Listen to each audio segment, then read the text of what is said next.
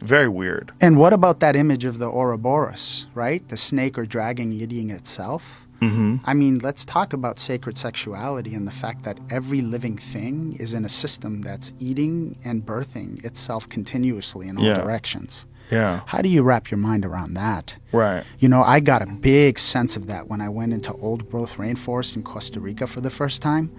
And I touched like the handle of a bridge and it felt like it was moving because like every drop of everything is alive and everything is either competing, going along with and helping, supporting, or eating one another in that space. And it's like, what is happening in here? It's like everything is alive. Yeah. You know?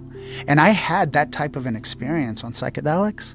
In the religious context, psilocybin, I felt like I dropped into the collective conscience and I got to see the partitioned section that was my psychic space where all my complexes and traumas were pulsing energetically into one another and how that energy was spilling over on my family and community. That was the access that was given to me through psilocybin. You know, and those energetic forces are pushing me around right now as we speak. Which makes you think, like, if you were an ancient person and you had this experience, of course you would think you're communing with God. Yeah. Yeah. I agree. And look, we're all ancient persons right now in this moment in time, and I believe that. Yeah. Well, we are ancient, and, you know, if you go 5,000 years from now, how they're going to look at us. Like, these dorks. Look at the shit that was illegal. That they were fighting and arguing about. Oh, yeah. Yeah. I can't wait till war is old technology that we all laugh about. Yeah. God, isn't that a crazy thing that if you asked a person, is it possible in your lifetime for war to not exist? Most people would be like, there's no way. Which is insane. It's so insane. Because in small groups, it's clearly easy. Like, if it was just you, me, and Jamie, and we were the only people on Earth, it would be super easy to not go to war with each other. That's right. We would just communicate. Mm-hmm. But then you're dealing with different languages and control of resources, and then you have people that are leaders that have control over giant groups of people, and then use propaganda. Manipulation. And manipulate them into thinking that the only way is we have to go over there and kill these people. Exactly. That's the only way to fight for your freedom. Yep. And, Joe, you know, when... there's research out there that shows that for a period of time, our species ended up having something like 5,000 of us on Earth. It's out there, right? Have you seen that research? There's a few moments in history, right? The Toba volcano, and how did we survive that? Did we eat each other or hurt each other? We probably helped each other. Yeah. Right. Well, there was probably so few people they had to. Yeah. Yeah. That's right. Well, this is also the point of Allegro's work, that fertility rituals were important because people didn't really survive much. You know, it was very difficult. Labor, just childbirth killed a lot of women, killed a lot of babies. Infections killed a lot of people. You break your leg, you're dead. There's a lot of things that cause people to die. So it was very important to have as many children as possible because most of them weren't going to live. That's right. That's right. And you bring up a point, the woman might not have made it through the process itself. Yeah. And what an important process. Yeah. For the overall species well-being. Yeah, the most critical of all processes. And that's been reduced to a thing now that's like trivialized. Trivialized or even still taboo. Yeah. You know? Yeah. It's kind of crazy. I mean, there's people out there that love people that don't want to have children. I'm like, okay. Well, I wouldn't want to bring a child into this world. Like, yeah, why would you with all the books and medicine and shit? Like, nicely said. Yeah, like people gave birth when they didn't know what a door was. They hadn't figured out floors yet. You know, it's like we're constantly in this process of evolving and changing and growing, but it just gets stifled by so many different aspects of civilization, so many different aspects of control and propaganda and manipulation and fear. The fear of others. And fear. I mean, look at what's happening with our life expectancy, like you said, and good medicine keeping people alive. Yeah. And we're living to be 80, 90 years old. Like, and hopefully, if you live to be 80 or 90 years old, you'll be wiser. Hopefully. Right. Hopefully. Right. Hopefully you'll get more of an understanding of like what you've done wrong and like why have I lived my life in this foolish way? Like what can I do to correct that? What can I do to make a more positive impact on people around me and live my life in a more harmonious way? But, some people, they're 80 years old, they just watch Fox News and yell at the TV. The image that went through my head is somebody turning the TV off. Yeah. Maybe picking up a book. Yeah. And then, there's a choice point here, Joe, where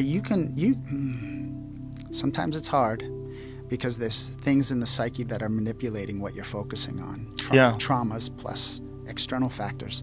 But if you start focusing on gratitude, if you start focusing on the beauty, if you start focusing on the benefits of science, the benefits of operating in communion with other human beings, that thing that we said, how many people in Manhattan, right, every day waking up, they go to work, they go home. Yeah, there's a handful of problems, but that's not how it's presented. Yeah. It's miraculous if you think about it. It is. Right. The amount of negative interactions that people have are incredibly small. Yeah. Think about the sheer number of humans. That's right. Yeah. That's but right. Yeah, we concentrate on the fear. Exactly. We concentrate on the dangers. And the media zooms in on Of course. someone who doesn't have a house. Yeah. Someone who has an addiction problem. Someone who's violent. Someone who's violent. Someone who's a criminal. That's right. Someone who's stealing. That's right. That's all you hear. That's right. Yeah. Yeah, I heard a statistic that the military knows about 2% of people are sociopathic or psychopathic. They don't have that same conscience that we automatically assume a human has. Right, they don't have any empathy. Right? Yeah. And it seems to me that we're so fear-based that we built the outer ecology that people have access to around concerns related to that. We build the mainstream culture, the laws that we operate under out of concern for the 2% rather than celebration of the 98%. Yeah. That do care, that do feel empathy, that do... That is the problem with the algorithm. That's the problem with social media, and that's the problem with this addiction to devices, that you are constantly being inundated with the negative. Yeah. You're constantly interacting with the worst aspects of life on Earth and not appreciating all the good that's around you all the time. That's right. Yeah, and the algorithm, Joe, like you brought up so eloquently, it takes you down the path that you click towards, and I recall intentionally starting to click things outside of my comfort zone and follow thinkers and presenters not within my bubble, and that's what it starts filling with as well. Oh yeah, you certainly can do that if you curate a good feed. You can ignore the negative, and there's a lot of great stuff. One of the great things about social media is just the access to new and fascinating information. You're constantly, if you do follow the right people and do go down the right roads, you'll be constantly inundated with fascinating information. That's right. New discoveries, the James Webb Telescope, and new things that people are learning about quantum physics, and all these different fascinating things that can enrich your mind, right, and expand your understanding of the world that we live in, instead of dwelling on all the negative aspects of human civilization. Right. And that kind of speaks to the fact that we're lucky to be able to have access to social media in that way. Yeah. There's nations that don't allow that type of access. Right. By design. Yeah. Right. So the power of our method is liberty and freedom. Yes. Right. Not criminalization and prohibition. Right. So you see the jump I'm trying to make there. And the jump also is what you were talking about before with education. And I think we need an education too with people in social media use. People need to be kind of coached and understand how to use it correctly. Right. And, I've been trying to express to as many people as I can, especially people in the public eye, don't read comments. You got to stop doing that. Just don't read things about you. Don't read negative things about you. It's bad for you. Yeah. It's bad for you. And also you're dealing with the percentage of people that are commenting negative things. Those people almost entirely live lives that you would not envy. Nicely said. They're almost all a mess. That's right. And so you're interacting with I don't want to say the worst aspects of society, but the most troubled human beings. The people that are thinking in the most ridiculous way, They're constantly focusing on negative aspects of either human beings or of society in general, and they're feeding off of it. And that's their focus all day long, and they spend most of their time arguing with people online. Like, do you want to be involved in that? Like, that is when we live in what is primarily a beautiful world. Nicely said. Yeah, and I think you're pointing at something that's important to keep in mind is be careful about what you let in. Yes. Right? Yeah. I think that's that's a universal principle, but it's eloquently shared in Buddhism, where they say guard your Dharma gates, right? Your eyes, your ears, your nose, Dharma your gates. mind, right? Your senses. What are you taking in? Yes. Because, there's other philosophies that say thoughts are things, be careful what you think, Yeah. And I've come to notice, let's call it the CBT triangle, cognitive behavioral therapy or theory triangle, right? Thoughts lead to emotions, lead to actions, right? Because of psychedelic work, I've been able to see how a thought actually is a portal that allows a certain energetic flow into you, and that affects you, and that can manifest in reality out of you. As a therapist, how have you incorporated this in everyday life with your patients? Two things come to mind when you ask that question. It's made me more empathetic because I've had direct access, direct experience of some of these theories you read about or have a teacher as the expert tell you about. I've had direct access to. The second is I'm able to share with people when they come to me being pulled towards experiencing these things, ideas around harm reduction, where to go, right? There's legal states, there's less legal states. I can talk to them about the substances, right? I'm not prescribing, but if you come to talk to me, I can listen. Yeah. See what I'm saying? Yeah. And I know from direct experience some things. Right. Right? I'm also able to fight off fear, and I can go into these territories with people. Therapists need to know that themselves. You don't want to step outside of the lanes that you're comfortable being in, right? If you're not comfortable being in a certain lane, you got to go get training and experience to be an ethical practitioner before you talk about something, right? And I've gotten that experience. It's never ending. I'm not done. I'm just in my process of awakening. Right. And I can share from that reference point, as a therapist. That was your question. Right. That's how I think I can help people. I'm more empathetic. You come in and want to talk to me about a particular substance, I have a little bit of a lived experience knowledge base I can share with you. And legally, I'm allowed to talk harm reduction. Yeah. Right? I can't prescribe. I'm not going to tell you to do something illegal. Right. But if you want to talk to me about it, I know a thing or two. Not everything, just a thing or two. I think one of the best arguments against decriminalization is what happened with Portland.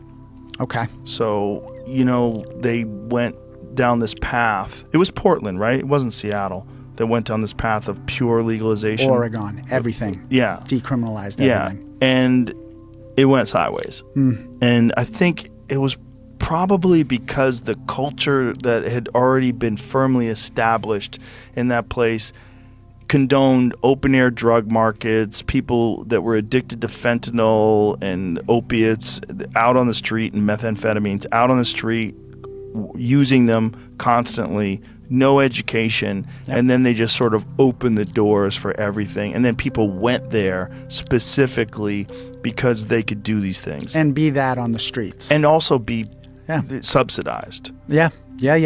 So let me bring some things up about that. So, I believe in decriminalization, but there's a right and a not so right way to do something, right? And I'm going to use examples of laws we already have on the book. This might not be a popular statement, but it's my truth. If you say you're going to decriminalize, you can look at the way we handle alcohol. We don't allow public drunkenness. We don't have to allow it. A lot of places say you can't walk around and be inebriated and open bottle drink, even the most liberal places, right? A cop can come up, they can protective custody you into a cage, or they can help you get home, right? Why don't those rules apply? If you're in public we can say we're not going to want you to use openly in public, Right.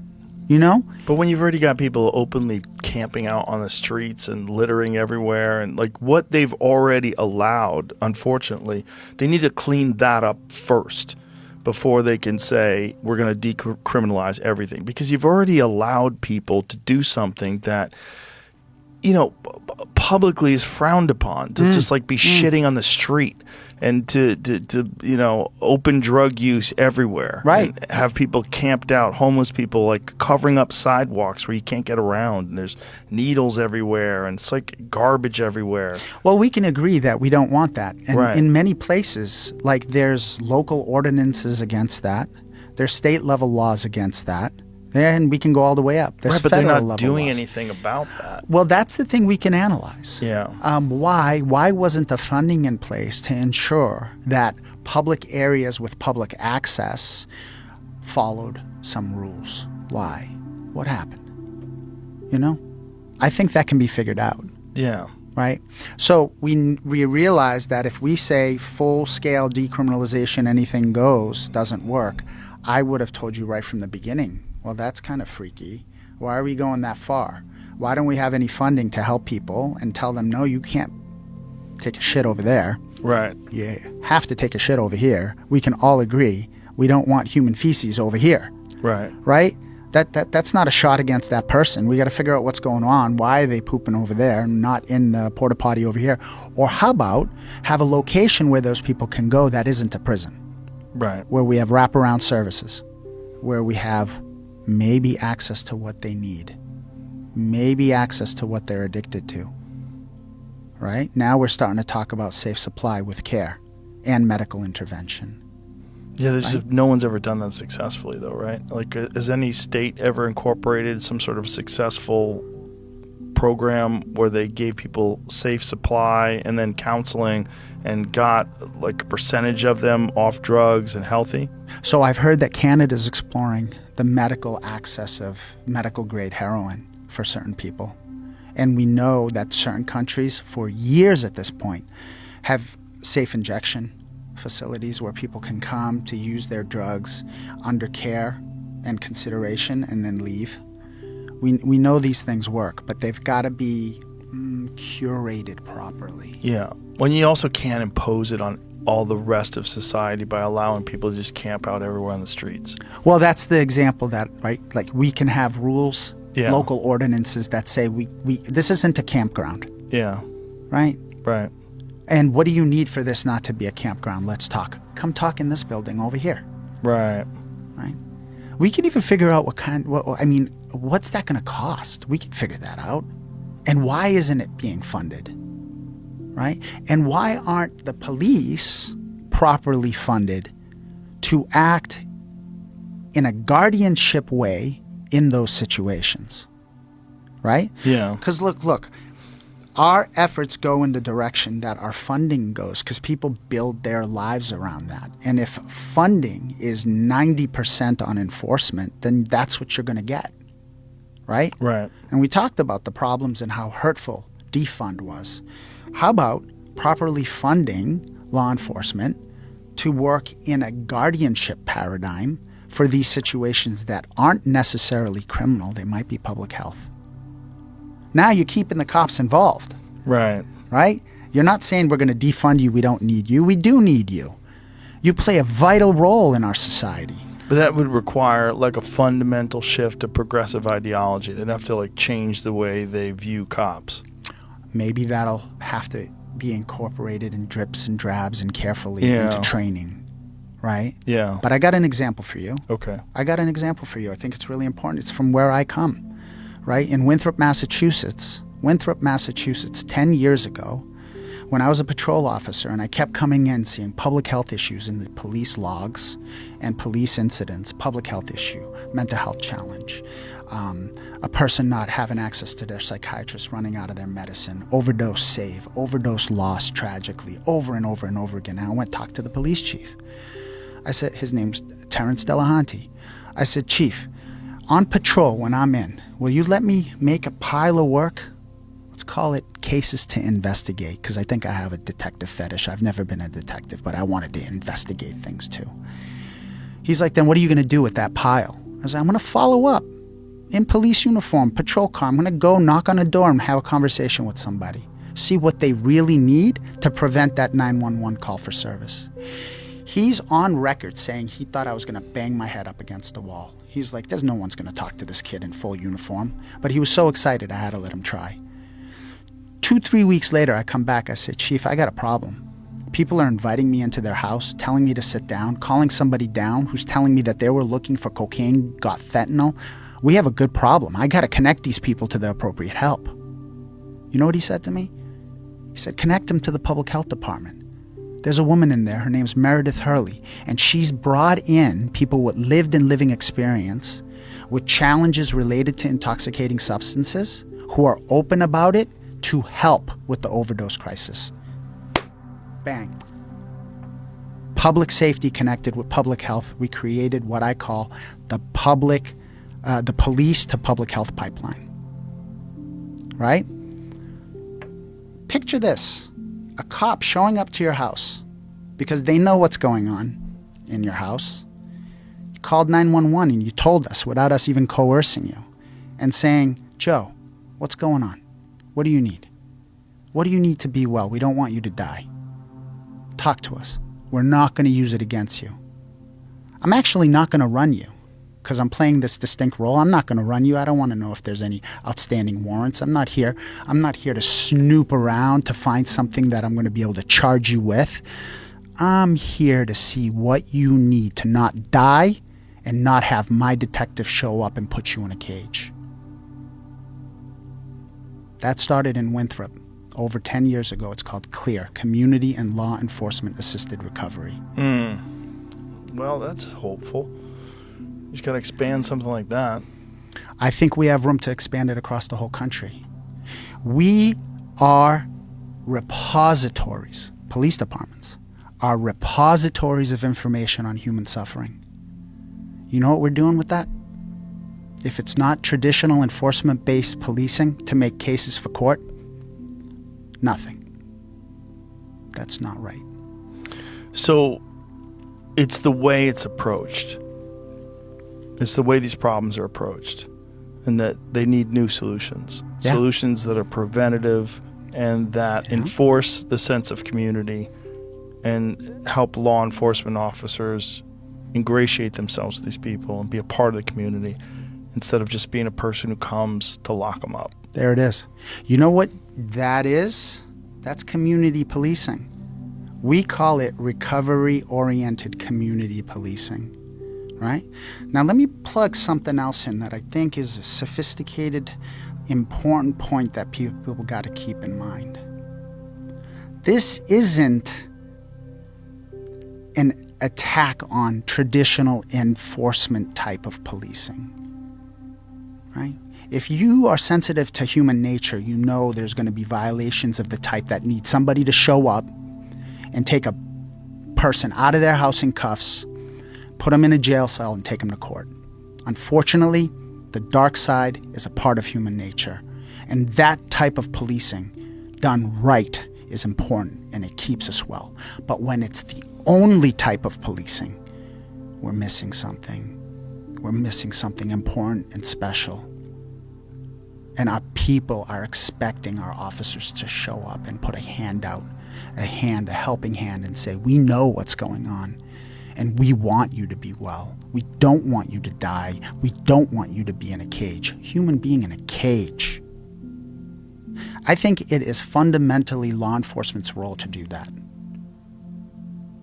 This and that.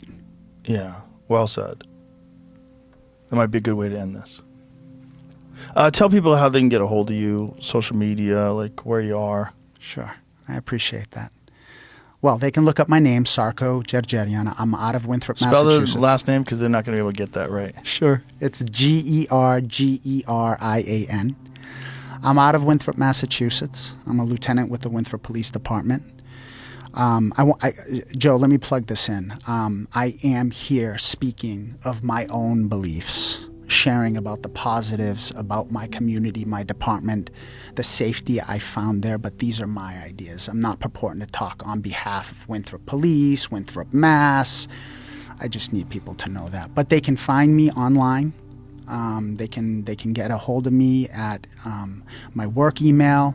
I liberally share my personal email, and if they send me an email, I'll respond. How do they get your email? It's just my last name at gmail.com. GERGERIAN at gmail.com.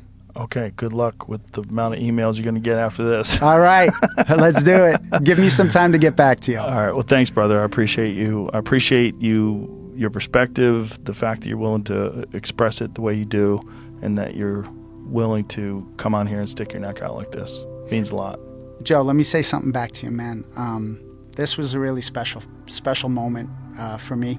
I'm not only a colleague of yours, man. I'm a fan, and a number of close personal friends. One in particular, Billy Reinstein, who I love to death, said, "Tell Joe that he has helped me so tremendously. His show has helped me stay well, be happy."